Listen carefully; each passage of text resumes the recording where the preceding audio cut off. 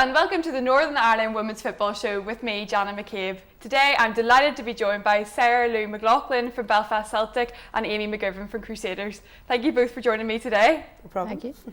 Amy, I'll start with you. A tough start to the season, certainly a lot of games for you, but a really promising start. Yeah, no, it's been a pretty decent start. Obviously we've had a few games before the league started. We had a good start in the All-Ireland Cup and a good start in the League Cup. Obviously we got put out in the semi-final, but it was a good couple of games, you know, before our league actually started, so it was definitely good to have those few competitive fixtures before we got into the league games. A tough fixture to start that league campaign, but you came back and had a comfortable result against Mid-Ulster. Yeah, we always knew, you know, going away to the Glens, it's probably the hardest, or one of the hardest games of the season. I suppose in a way, maybe it's, you know, it's good to get it out of the way first, but no, the result didn't go the way we wanted to. But you know, we just had to forget about it, move on, make sure we won our next one, which we did against Mid-Ulster. So hopefully that's us back on track now. As somebody who's not a striker, you do certainly know where the goal is. Yeah, I mean, you know, the whole team contributes to goals. We don't really have that one standout player who scores a lot, like, so anytime I can get the licence to go forward and put the ball in the net, I'll do my best to do so. Sara Lou, as always, this championship is so difficult to tell who's going to be the favourites, and even at the start, you just can't tell. But it's been a difficult enough start, but a really good start for yourselves. Yeah, I suppose a bit of a mixed bag. Settled ourselves by getting our first points away at Cumber, and then another good result last night. So hopefully now that's just us building from here. Bit of a difficult start, but as you say, the championship is wide open. There's results every week for different teams. I think there's only one team that's got a 100% winning start, so it's going to be a really exciting campaign. What's that like to play in whenever you just don't know who's favourite? It's good. It's really good because you back yourself every week to go out and get a win. You obviously don't know what's going to happen around you in the table, so all you can do is you know, go out and play your own game. And obviously we back ourselves against everybody, and hopefully just see where that takes us, really. That game last night, we'll see highlights later on. We might see a wee goal from you. Yeah. But Sion are such a young squad, and you know, there's such a range of squads this year. Some have so much experience, and Sion, they definitely have that youth on their side. Yeah, it was a really, really tough game. It was a really good game for us in terms of, you know, the level that we want to be playing at. They're an excellent young team, and you know, I can see them doing really, really well this season. But again, really good battle for us and a great point. Is that aim this season just to be up there contending for? Maybe move up and play Amy next year? Yeah, that'd be great to move up, but obviously we're not getting too far ahead of ourselves. We want to be in amongst it at the end of the season. I think last year it was just a case of us, we stayed up in the penultimate day, so it was a real mixed bag for us this year. We've made some quality signings. I really back us to be in a good position at the end of the season. And Amy, you might have a new competitor next year, yeah. But you finished third last campaign. That was a really good result for Crusaders. Yeah, it was good. I mean, we've been consistently sort of third the last couple of seasons, so you know, it's always our target to be higher than the year before. So I mean, yes, it was a good way. Talking it down. It was a good way. No, it was a good way to finish. But you know, we're always trying to be better. So hopefully this year we can, you know, hop a spot maybe, or maybe one or two. But no, we've always been in around that third spot for the last few seasons, so we're definitely pushing to be better this year. And the Glens and Cliftonville obviously finished above you last year. Two tough teams who have obviously made some great signings going into this season. Yeah, they're always two tough teams to play against. I think that was probably the most frustrating thing about last year. We actually ended up beating Cliftonville home and away, and we still finished below them. So we know going into the season, you know, we got those good results, but we maybe, you know, slipped up in other results earlier on in the season. So we know we need to be more consistent this year, and then hopefully take points off one of those two teams and maybe crawl above them. That would be great if Crusaders could kind of move into that first or second place. If you've kind of been pushing so much, as you said, you finished third for a long while now. Yeah, definitely. I mean, from when I started a long time ago, Crusaders, they were always the top team, you know, years ago. So it would definitely, you know, be good to get back up there and be the team that everybody's trying to beat. So no, we're hoping to do better this year. And we mentioned off camera earlier that Crusaders have a really good youth structure coming through, and there's a lot of young girls moving on to that first team and performing very well. Yeah, no, our academy is next to none. Like, there's so many, you know, girls coming through the academy, so many talented girls, and every year we're sort of getting, you know, one or two coming into our team. With a couple last year who are now regular starters in the team, and now we have one or two, you know, training every week. And we've actually had Jessica McGuinness come on, or she made her debut there a couple of weeks ago, and she's already got 2 goals already, so they know there's a whole heap of girls coming after her, like, so it's brilliant to have the youth coming through. Maybe your top goal scorer thing is on the line here. Definitely on track. You have to stand up now, you have to be like, you can't score more goals. I'd be happy enough to step aside if she's going to come and score more.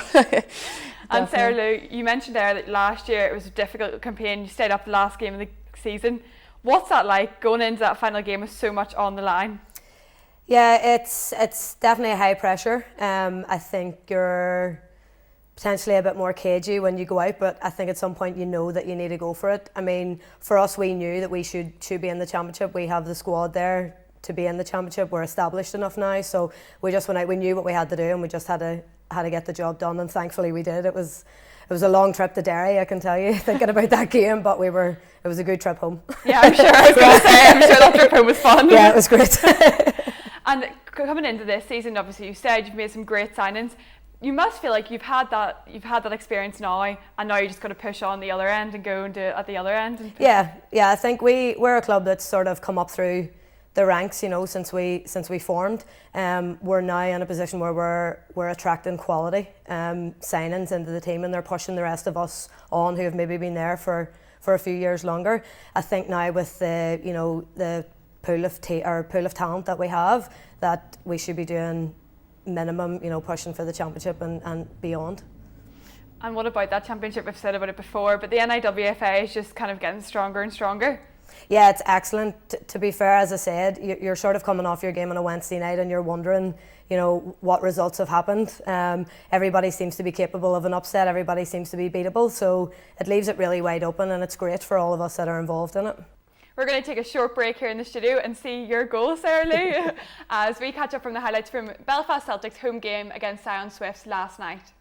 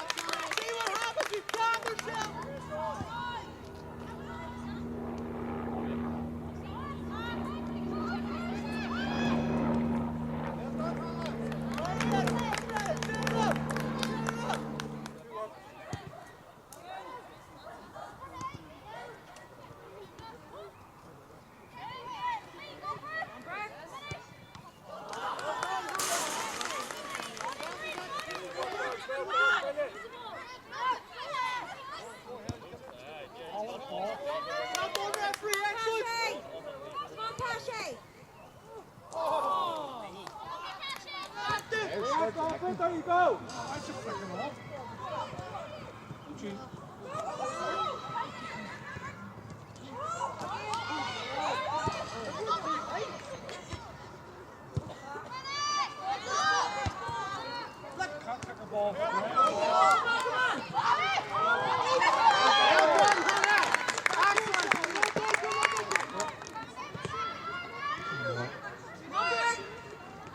Look, Brett. That's on. Get on there!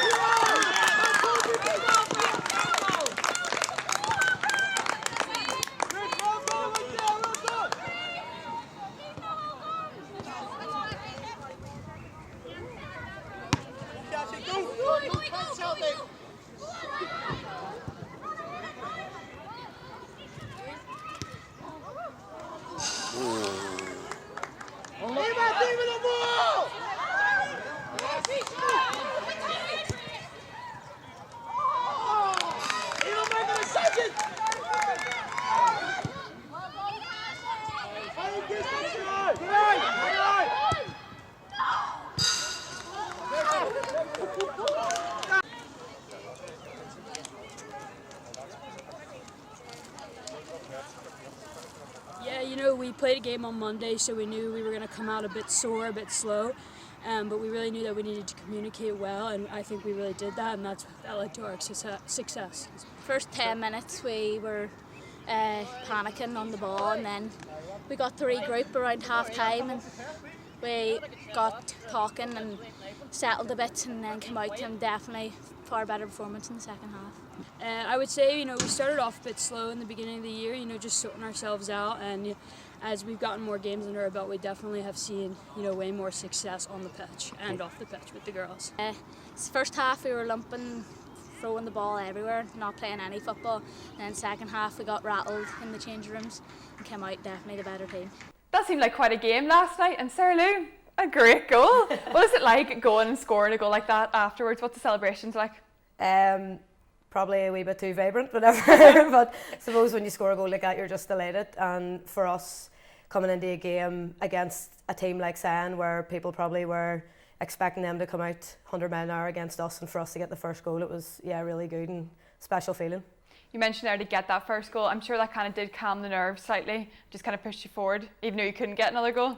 Yeah, absolutely. I think we knew what we needed to do against Sion.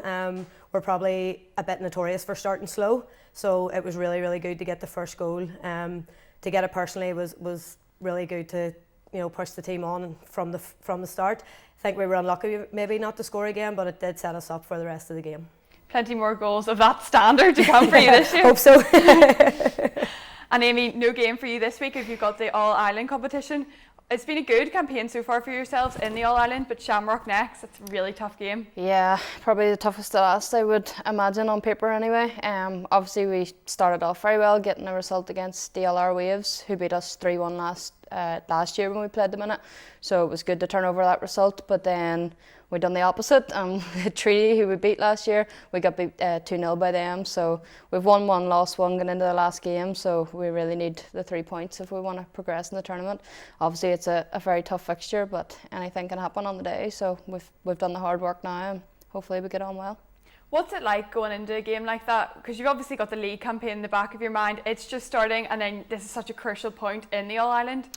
Yeah, I know you sort of have to put the league to one side. Obviously it's the most important of the season, but you just have to push it aside for the meantime.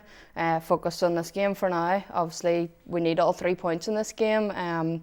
We don't know too much about Shamrock. We know they're a very good side, but we haven't went too much in detail about them, so it's sort of good, that element of the unknown going into it. But we just know we're going to have to work really, really hard against them, and then whatever happens will happen on the day, and then we're back to the league next week again.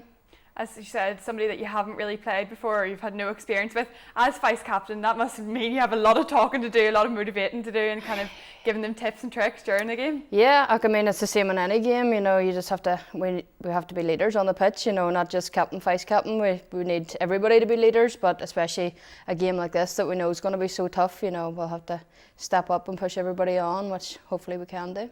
Sara Lou, it seems like you're a great captain, and you can definitely push that team forward as well. Okay, yeah, I think for us we've got experience all over the pitch as well. It's sort of similar to what Amy said. You need leaders on and off the pitch, whether that's somebody who's wearing the armband or front to back. You need leaders in your team, and that's what we have. I'm probably the one that's just the face of it because I wear the armband, but and the loudest maybe. Yeah, probably the loudest. Yeah. But it must be a real honour to have that captain's armband. Yeah, it really is. I think when I first joined Belfast Celtic, played the first ever game for the club, which was a friendly, played the first ever competitive game.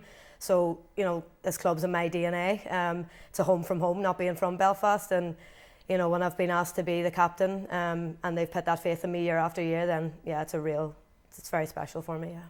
As a team that's come right through the NIWFA, you must take pride that clubs can do it and get to that premiership like Lisburn Rangers. Yeah, I think Lisburn Rangers are, they're the example for everyone. They started at the bottom and worked their way up pretty flawlessly. I think for us, we came in North 2 originally before the leagues were restructured. I think if you just invest in your own club, you sign the right players and you keep your homegrown people, then there's no limit to what you can achieve as a club. And I think that's an example for any club that's starting out right now that has aspirations. Unfortunately, Amy, you've been on the receiving end of an NIWFA team that's pushed through in that League Cup game against Lisburn Rangers. looked like you were going to push on there, and then they came back again. Yeah, no, we started the game well. We took an early lead, and I mean, we probably should have pushed on and got, you know, a couple in the first half, but we didn't. And fair play to them. They, you know, they hung in the game. They scored two quick goals, and they led probably nearly the whole second half. We got that equaliser right on, I think, 90 minutes, and you know, we did think we could push on at that time and get the winner, but unfortunately we got caught out, and they got a very late winner then before extra time. But fair play to them, they're a very, very well structured team. They know what every person is meant to do in their team, and no, fair play to them, as you said, coming up all the leagues, and they're showing what they've got now at the top, so fair play to them. As a team that's pushing for that title and kind of the top two, do you take much interest in what's going on in the championship, seeing who's going to maybe be playing against you the next year? Yeah, no, I mean, knowing a lot of the girls that are in the championship, you know, over different teams, you know, you're always looking on Facebook, you know, follow most teams on it anyway, so you're always looking on social media to see how ones went, and maybe more so towards the end of the season, seeing who might be coming up. But no, it's definitely great to have new teams up in the league, and maybe it'll be up next year. Cover your ears for this one. What have you thought of the championship so far? Who are you thinking might be pushing to get up with you guys? Oh, I think I'm going to have to say you. Cover your ears, you're not supposed to be listening. No, well, it's Not obviously Belfast different Celtic this year. apart from them. It's obviously different because Sion, you know, are starting out again. So as you said, they're a good team. They're very young, but it depends, you know, if they can stick together this year. You know, if they do stick together, they could be back up with us again. But no, it'll be definitely good to see new teams coming up too. And what's it been like so far with the league? Obviously not having Sion means you get a kind of week off once. Yeah, well, we haven't got our week off yet. I'm not actually sure when our week off is, but no, I'm sure we'll be glad of it when it comes. You know, as the season goes on, you end up playing a couple of games a week, and if you're doing that back to back, it could be quite tiring, you know, when it comes. So I'm sure whenever we get our week off, we'll be glad of it. Sara Lou, I've asked Amy the hard question about the championship. I'll now ask you the same question. Who do you think is going to be competing along with Belfast Celtic to go up this year? Put me on the spot here. Well, I think you have to say, based on the start of the season, that Ballymena looked really strong. I think in and around that, you would have to say that Sion Swifts, certainly from our experience and what we've played so far, Sion Swifts are going to be there or thereabouts as well. If they can stick together, as Amy said, they're very young, they're very fit, and they definitely are well drilled. So I would say those two are, based on the way we've started with ourselves, they'll be up at the top. Like I threw it in before you did about yourselves coming back there. And it'd be great. Both clubs have so many cup competitions still. I know the League Cup you're now not in, but you know you've got so much still to play for as well, not just that league trophy. Amy, do you want to start with that? Yeah, I mean, there's always a few cups every season. Obviously, we've talked about the League Cup that we could put out in the semi-final, but no, we've still got the likes of the County Antrim, the Irish Cup, all that, and along with the league. So no, we'll hopefully go as far as we can in all of the cups, and hopefully not just get the final, maybe win one this year. Sara Lou, same with you guys, there's just so many cups, hard to keep a track on all of them. Yeah, it's difficult to keep a track. I think for us as well, it's just about pushing ourselves as far as we can go. Obviously the league's your priority, and that's, you know, you want to be in amongst the league at the end of the season, but if you can get a cup final, you know, on top of that, then it's great for the club and it's great for everybody involved as well. So we're going to take another short break here and head over to Colin as he talks us through what has been an exciting NIFL Premiership so far.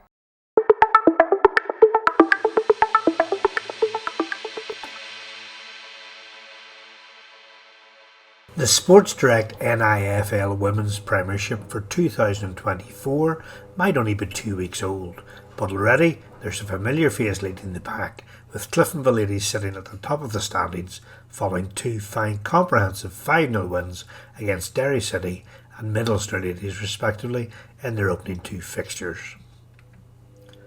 Leading the chasing pack, it's been a superb start to the season for recently promoted Lisburn Rangers ladies, who have also won both of their opening fixtures. Their opening day 2-1 victory at Derry City was followed by a more comfortable 4-0 win at Larne, with the Lisbon-based side looking to be more than capable of holding their own in the Premiership.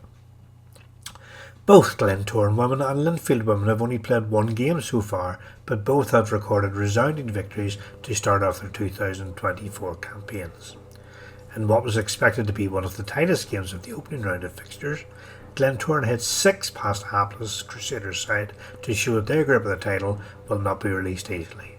whilst for New Luke Linfield under new manager Ryan McConville, they also laid down a gauntlet by beating Lisburn Ladies 7-0 at the Bluebell Stadium. That particular result for Lisburn Ladies will have brought them back down to earth following a decent 2-1 opening day victory away to Larne Women, who have still to record their first points of the season. Derry City are also seeking their first points, as are Mid-Ulster, but with those opening 2 defeats for Derry coming at the hands of the league's current top sides, the women from the Brandywell will remain optimistic that those first points are only a matter of time. Glentoran and Linfield will both be making up their games in hand next Friday night when they host Lisburn Rangers and Mid-Ulster Ladies.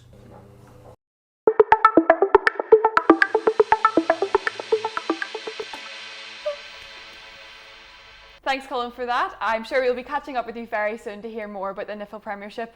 But back in here, we're going to talk about your job. You don't really get away from football, do you? No, not very much. Do you want to tell the listener, or the watchers, I should say, what your job is? Yeah, so I've just recently took up the primary school development officer with the IFA down in my home area near Morning Down. So just started there in January. So been in it a few months now, but yeah, it's really just working with primary schools and young kids, you know, going in taking football sessions for them, which is something that I've done quite a lot over the years, but I've never actually worked for the IFA, so it's who I've wanted to always work for, like, so it's brilliant to get in with them now and go around all sort of my local schools, you know, and help the kids there. I'm sure that's very rewarding as a job. No, definitely. I mean, with the interest now in football, you know, especially young girls, but I mean all the boys as well, there's so much more interest, and like even when I was at school, you know, nobody even wanted to play really, so there's so much more interest, and they're just, you know, dying to see you come in. And if you're in taking the P3s, the P4s, you're raging they're not getting it, you know, everybody just wants to play football. So no, it's very rewarding whenever you know, you're seeing them develop over the 6-8 weeks, whatever you're there for. It's brilliant for them. The both of you have a lot of experience in football and have been around for a while, because you both started when you were so young. You were basically infants when you started. But could you really believe that women's football will have grown just as much as it has whenever you both started to play? No, I mean, it's, you know, it's a wee bit unbelievable how it took off. I was actually just up with a wee team the other day, and I went to Assumption Grammar School in Ballinhinch. They just won the Pat Jennings Cup yesterday, actually. And like I was thinking back, like it wasn't too long ago that I was in school, but I never kicked a football the whole time I went through my 7 years of school. Like there wasn't once, you know, I was probably the only person in the whole school that ever played football, and I didn't get to ever play. We had a massive 3G pitch, brilliant facilities. I don't think I ever got to play on it once. So the fact that so many young girls now are getting that chance to go and play with their school teams and then play with their clubs outside, it's just brilliant. Like. Sara Lou, kind of similar with you? Yeah, very similar. I went to school in Oma. We had no teams even for girls, no football teams in the school as well. So similar to Amy, I went through 7 years without actually kicking a football, and only joined a team officially when I was 19 and away from school. So I think to watch where women's football was now, or then, to where it is now, is phenomenal, the growth of it, and it's honestly amazing to see. You go up to for me, you go up to the Falls Park on a Tuesday or Wednesday night, and there's young girls everywhere, you know, playing football and loving their football and wanting to learn. So it's really, really good to see the game growing the way it is. And is that kind of a path you would like to go down, maybe in a couple of years' time when your playing career is kind of getting to an end? Plenty of years, but 20 Giving years. away my age now, but yeah, it's definitely something that I've started to think about, you know, since once you get over 30, I think you need to... You're not over 30, sure. I'm nearly there. I think you do start to turn your attention to how you're going to stay as part of the club. I think for me, I want to be at Belfast Celtic forever, ideally. So yeah, for me, I want to get back into the club and start developing the girls section a bit more. We've an amazing youth section. We've a great academy right up through the age groups. We've a bit more work to do in the girls section. So yeah, I'd love to get in amongst that and start giving back, and you know, maybe one day be at the helm of the seniors as well. It must be really rewarding, as I said with you earlier, that like your youth is kind of pushing on strength to strength, and you are getting those younger players pushing up. Yeah, I think the youth in every club is really, really important. I think from our point of view at Belfast Celtic, the club are really invested in the youth from, you know, from no age right up until, you know, seniors. I think they're doing a lot of work. There's a lot of volunteers and great coaches in our club, as there is in other clubs across Belfast and Northern Ireland. So it's really good to see. And once you see the product of the youth coming up and coming into your senior team, then it's so it's just great to see, and you just love being amongst it. And there's been so many players that have pushed on and even made that Northern Ireland squad that there's just so much motivation for those young girls coming through. Oh, absolutely. I think what the Northern Ireland team have done for the game over here is massive. It can't be underestimated. The amount of girls that you've seen going to the matches, even the attendance at the matches now is fabulous. So those girls have really paved the way for, I suppose, the football over here, and it's made young girls want to get involved. And push up, and I'm sure their dream then is to go and play at the highest level, Premiership, International. And speaking of that Northern Ireland team, there was a big announcement during the week that Marissa Callahan was stepping down as captain. Amy, it'll be hard to see her not wearing the armband, but thankfully she's staying on. She'll still be on that pitch wearing that green. Yeah, no, I mean, Marissa's always going to be a leader in the team as long as she plays, and it's obviously going to be big shoes to fill for whoever's next to wear the armband. She's had the armband for so many years now, and I mean, it's great to see that she's not completely stepping away. She's still obviously going to be playing, she'll still be on the pitch, and as I say, she's still going to be a massive leader on the pitch, but it'll be exciting to see who's going to take over her role. Sara Lou, there's not really enough good words to say about Marissa. She's just been such a great captain. As Amy said, huge shoes to fill. Yeah, I think Marissa's somebody that everyone playing women's sport even looks up to. I think she's been exemplary on the pitch, off the pitch. She's just a really good leader. As Amy says, it's great to see that she's still staying involved. I think whoever gets the armband, obviously they've big shoes to fill, but they've a really good mentor there while she stays, and she's obviously still got loads to give to the game. So, any predictions of who that next captain will be? I think there's a lot of candidates for it, to be fair. Nadine Caldwell has been around for quite some time, somebody who's an excellent footballer and an excellent leader, so you could go there. I think Laura Rafferty's been wearing the armband for a bit, so that's another one maybe that Tanya will go with, but remains to be seen who she's gonna give it to. It's exciting, but we've got so many good candidates, as you said, that can go for it. Amy, I threw two Sara Lou under the bus. I have to do it to you too. Yeah, no, any predictions? Not too far away from that. Obviously I've played with most of them girls before, and I think one of my top ones would have to be Nadine as well. She just as she a brilliant player, she's brilliant to play with as well. I used to love playing beside her when I was there, and she's such a good leader as well, and she's got all that experience, but as well as your Laura Rafferty, Simone's been there forever as well, so there's so many people that could step into it easily enough, so it'll be exciting to see who does get it. You played with a lot of Northern Ireland players, but one that you still play with is Julie Nelson. What is it like having her as your captain and you being her vice captain? No, it's brilliant. I mean, I've played with Julie forever now, it feels like. But no, it's brilliant just to have her experience on the pitch. Like, she's been there, done it everywhere, like, and she just knows the game inside out. So it's brilliant to have, especially having all our youth coming through and the young ones. It's brilliant to have Julie right in the back of the heart of defence and keeping us all right.